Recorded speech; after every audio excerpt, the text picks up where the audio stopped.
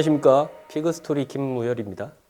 후보돈 관리에 대해서 말씀을 드리고 있고요. 오늘은 마지막 6강좌인 발정 동기화에 대해서 말씀을 올리도록 하겠습니다. 덴마크에 있는 양돈인들이 사용하는 프로그램이고요. 이건 어떻게 하는 거냐면 이분들은 200일령의 발정 확인을 합니다. 200일령의 발정 확인을 해서 일주일 단위로 끊습니다.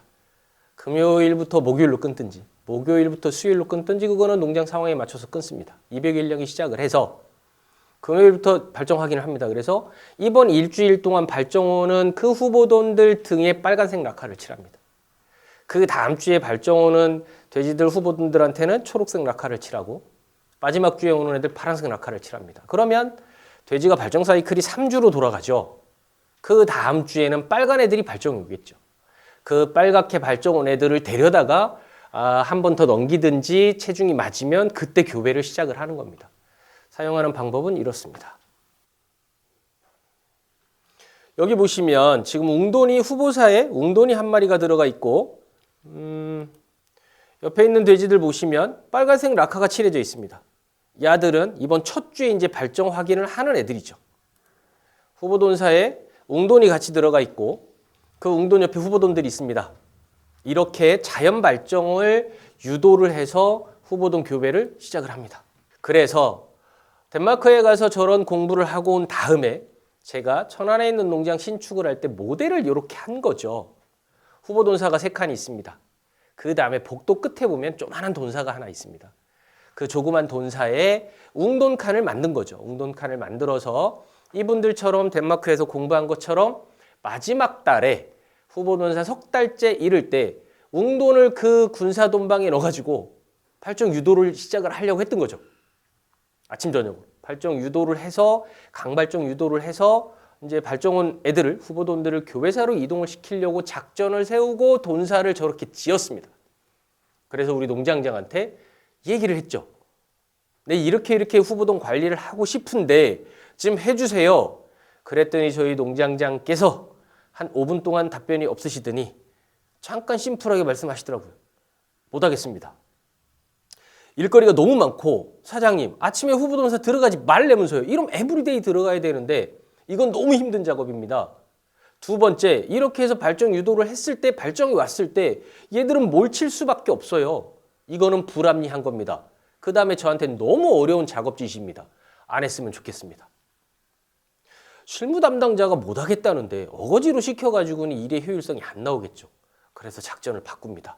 후보돈사 3칸 중에 한 칸을 후보돈사가 지금 1번, 2번 한 달, 2달째는 슬라이드 오른쪽 위쪽에 있는 사진처럼 되어 있는데 이거를 바꿉니다.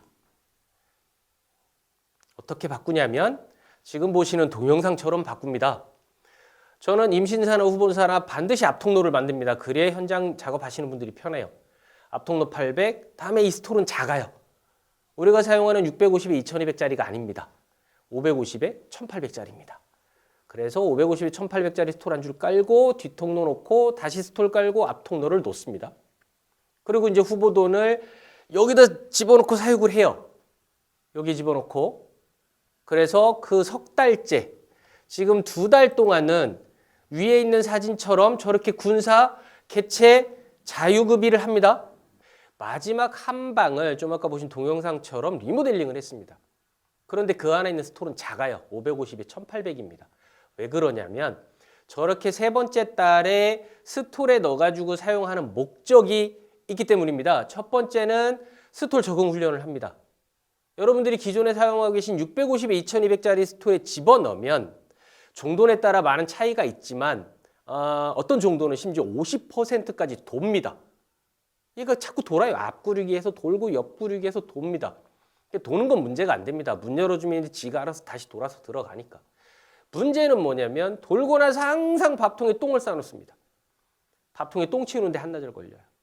그런데 저 후보돈 스톨을 550에 1800으로 타이트하게 만들어 놓으면 못 돕니다. 얘들이. 그래도 한 놈은 돌아요. 어쩌다가.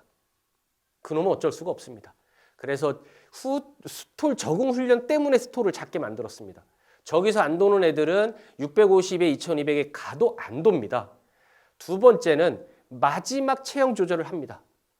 제한급의를 하긴 했지만 자유급의를 시켰지 않습니까? 여기는 이제 스톨에 들어가 있으니까 야 내가 필요한 만큼 사료 조절을 해서 개체급의 마지막 체형 조절을 합니다. 세 번째, 발정 동기화를 시킵니다. 발정 동기화 시키는 모습 먼저 동영상으로 보시겠습니다. 버바제스트라는 발정 동기화 시키는 약품입니다. 모 회사에서 판매를 하고 있고 상품명이 버바제스트입니다.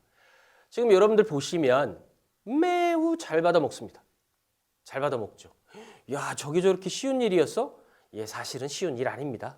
잠깐 설명을 드리면 예를 들어서 후보돈 내가 이번 주에 10마리를 먹일 거예요. 그러면 그냥 제 경험상 통계를 뽑아보면 6마리는 저렇게 먹습니다. 처음에 갖다 들이대도 잘 와서 빨아 먹어요. 2마리는 의심을 합니다. 자가 나한테 왜 저러지? 라고 의심을 해요.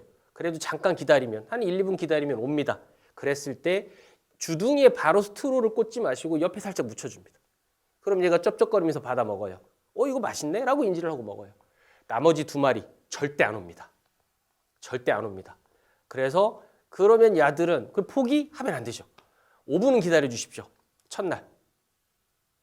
이 알트레노제스트 원료인 버바제스트는 저 같은 경우는 토요일 날 시작해서 화요일 날 끝납니다. 그럼 토요일 날 시작을 했죠. 퇴근 시간에 후보동산 마지막에 들어가야 되니까 5분 동안 기다립니다.